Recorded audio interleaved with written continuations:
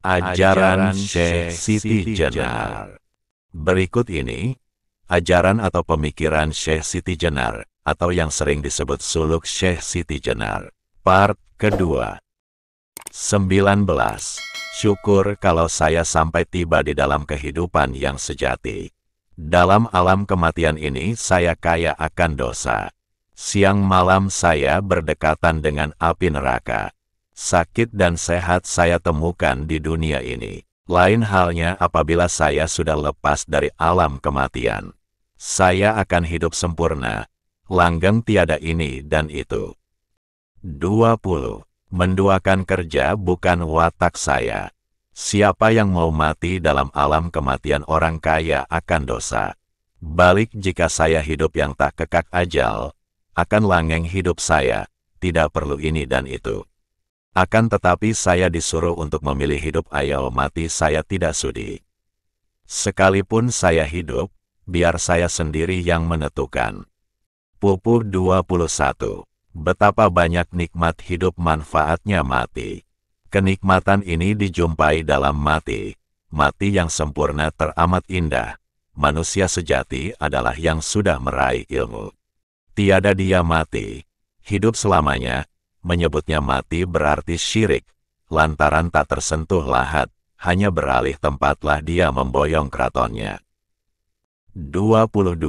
Aku angkat saksi di hadapan zatku sendiri, sesungguhnya tidak ada Tuhan selain aku. Dan aku angkat saksi sesungguhnya Muhammad itu utusanku, sesungguhnya yang disebut Allah adalah ingsun, aku, diri sendiri. Rasul itu rasulku. Muhammad itu cahayaku. Aku zat yang hidup yang tak kena mati. Akulah zat yang kekal yang tidak pernah berubah dalam segala keadaan. Akulah zat yang bijaksana tidak ada yang samar sesuatu pun. Akulah zat yang maha menguasai, yang kuasa dan yang bijaksana, tidak kekurangan dalam pengertian, sempurna terang benderang, tidak terasa apa-apa, tidak kelihatan apa-apa. Hanyalah aku yang meliputi sekalian alam dengan kodratku. Pupuh 23. Janganlah ragu dan janganlah menyekutukan, karena engkau adalah keberadaan Allah. Disebut Allah, disebut imannya tauhid. 24. Janganlah ragu dan janganlah menyekutukan, karena engkau adalah keberadaan Allah. Disebut Allah, disebut imannya iman. 25.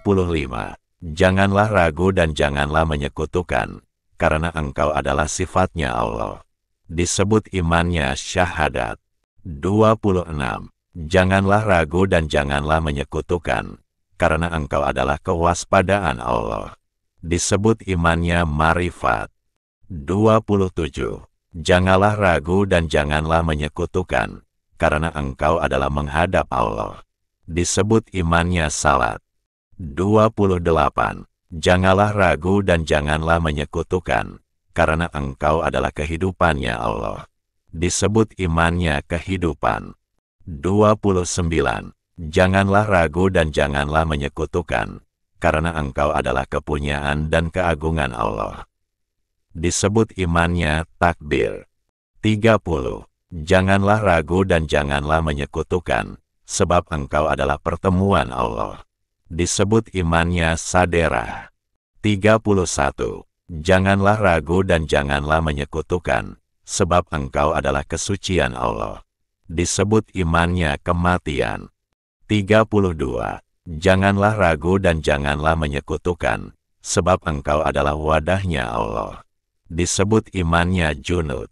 33. Janganlah ragu dan janganlah menyekutukan, karena engkau adalah asma nama Allah. Disebut imannya wutlu. 34. Janganlah ragu dan janganlah menyekutukan, sebab engkau adalah bertambahnya nikmat dan anugerah Allah. Disebut imannya jinabat. 35. Janganlah ragu dan janganlah menyekutukan, karena engkau adalah ucapan Allah. Disebut imannya kalam. 36. Janganlah ragu dan janganlah menyekutukan, karena engkau adalah juru bicara Allah. Disebut imannya akal.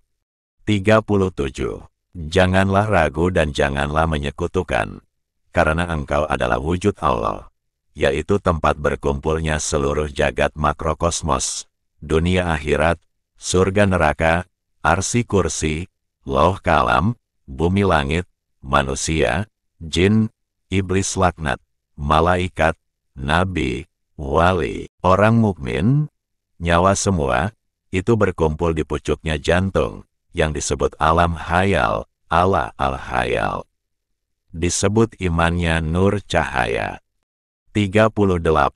Yang disebut kodrat itu yang berkuasa, tiada yang mirip atau yang menyamai. Kekuasaannya tanpa piranti, keadaan wujudnya tidak ada baik luar maupun dalam merupakan kesatuan, yang beraneka ragam. 39. Iradat artinya kehendak yang tiada membicarakan, ilmu untuk mengetahui keadaan, yang lepas jah dari panca indera bagaikan anak gumpitan lepas tertiup. 40. Inilah maksudnya syahadat, asyhadu berarti jatuhnya rasa, laha berarti kesetiaan rasa, lauloh berarti bertemunya rasa, Muhammad berarti hasil karya yang maujud dan pangeran berarti kesejatian hidup. 40. Inilah maksudnya syahadat, asyhadu berarti jatuhnya rasa, laha berarti kesetiaan rasa, lauloh berarti bertemunya rasa, Muhammad berarti hasil karya yang maujud dan pangeran berarti kesejatian hidup.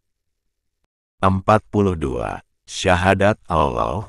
Allah badan lebur menjadi nyawa, nyawa lebur menjadi cahaya, cahaya lebur menjadi roh, roh lebur menjadi rasa, rasa lebur sirna kembali kepada yang sejati, tinggallah hanya Allah semata yang abadi dan terkematian. 43. Syahadat ananing ingsun, asyhadu keberadaanku, lalaha bentuk wajahku, lauloh Tuhanku. Sesungguhnya tidak ada Tuhan selain aku, yaitu badan dan nyawa seluruhnya. 44. Syahadat panetep panatagana yaitu, yang menjadi bertempatnya Allah, menghadap kepada Allah, bayanganku adalah roh Muhammad, yaitu sejatinya manusia, yaitu wujudnya yang sempurna. 45. Kenikmatan mati tak dapat dihitung tersasar, tersesat, lagi terjerumus, menjadikan kecemasan, menyusahkan dalam patihnya, justru bagi ilmu orang remeh.